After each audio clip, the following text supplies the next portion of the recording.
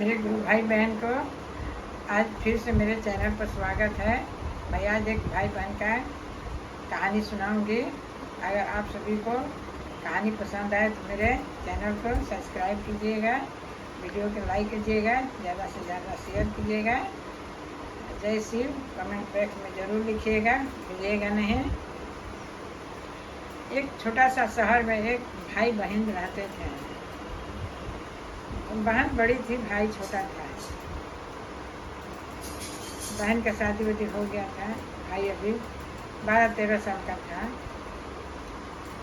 और कुछ दिन के बाद उसकी माँ का तबीयत खराब होता था, तो बच्चा बढ़ता था, तबीयत खराब था। कुछ दिन चलते चलते माँ का देहांत हो गया।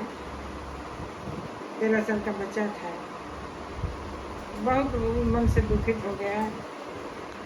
क्या करें, पिताजी थे, लेकिन बहन तो ससुराल रहती, इसलिए ससुराल में भी उसको बनते ने बहुत बहन बहुत निर्लज बदमाश थी देखने से भी। वहाँ भी ससुराल में भी वो नहीं रहती थी। फिर कुछ दिन के बाद वो लड़ाई झगड़ा करके यहाँ आ गई।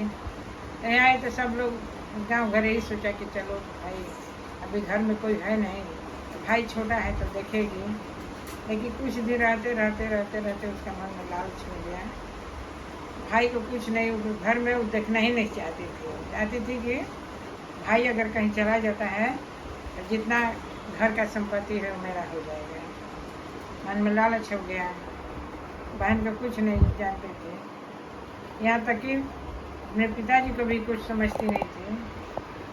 तब इसी रहते 2 दिन बच्चा को खाए हुए हो गया था।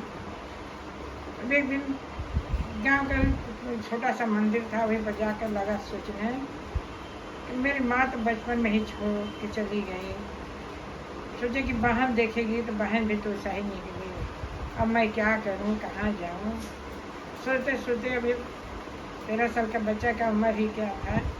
सोच रहा था तब तक पता नहीं किधर से एक बूढ़ा बाबा आए, लगे उसको मथा उठा सहलाने।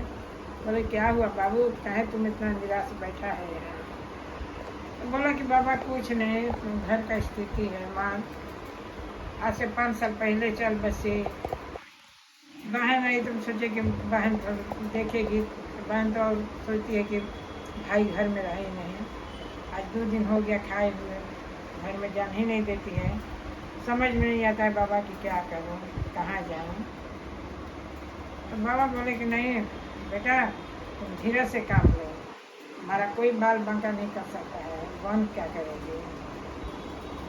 तो अच्छा तुम खाओ पियो मस्त रहो, हैं, तुम चिंता एकदम मत करो, देखो खुद अपने आप 10 दिन के बाद वो चली जाएगी। तो बाबा तो बच्चा बोला कि नहीं बाबा, ऐसा कैसे हो सकता है। तो बोलती है कि हम आधा का हैं, तुम्हारा में हिस्सा कहाँ से छोड़ कर जाएगी। कहता नहीं बेटा, मैं कहता हूँ ना।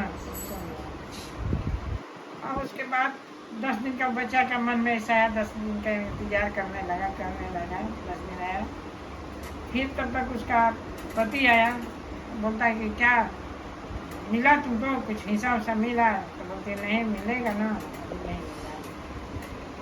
बोला कि ठीक है देख लो। फिर कुछ दिन आया, फिर वो उससे भी ज़्यादा भाई को तकलीफ देने लगे।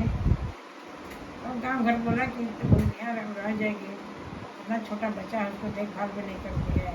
इससे मन में लालच हो गया उसको। फिर उसका पति आया, पति से सब लोग लगा कहने कि भाई इतना छोटा बच्चा है, उसको इतना मारती है, कुछ खाने को नहीं देती है, तुम अपने घर ले जाओ। तो पति भी बोला, मन में उसका आया कि हाँ ठीक है, जितना दिन से है, लेकिन कुछ होने वाला है नहीं, कुछ मिलेगा भी नहीं, तो इससे अच्छा है कि अपने घर में ही जा कर के रहना अति उत्तम है। बोला कि ठीक है हम लोग 2 दिन के बाद चले जाएंगे। फिर 2 दिन बाद वो अपना बोरिया बिस्तर बांधा, वो वहाँ से चल बसा।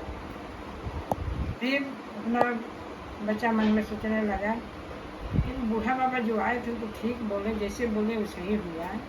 तो जाते हैं बूढ़ा बाबा से, अगर बैठते हैं, अगर फिर आएंगे तो उनसे मांगे कि धन कुछ दे दीजिए। फिर उसी मंदिर में जाकर के बैठा, उसी इंदिरा से बैठा था। फिर बूढ़ा बाबा निकले, फिर पूछने लगे क्या बाबू कैसे हो? बाबा बोले कि बच्चा बोला कि ठीक है बाबा, आप जैसे बोले वो सही हुआ है। हाँ, तो और कुछ कमी है? तब यही सोचते हैं बाबा कि मेरा घर और हो जाता, मेरा नौकरी चाकरी हो जाता, बस हम अपना खुशी से रहने लगते हैं। भगवान शिव गुरु जी ने वो सही किए। कुछ दिन के बाद धन धान्य सब कुछ भर गया, अपना सुख से रहना लगा। बहन अपने घर चली गई। मेरा कथा समाप्त हुआ गुरु भाई बहन।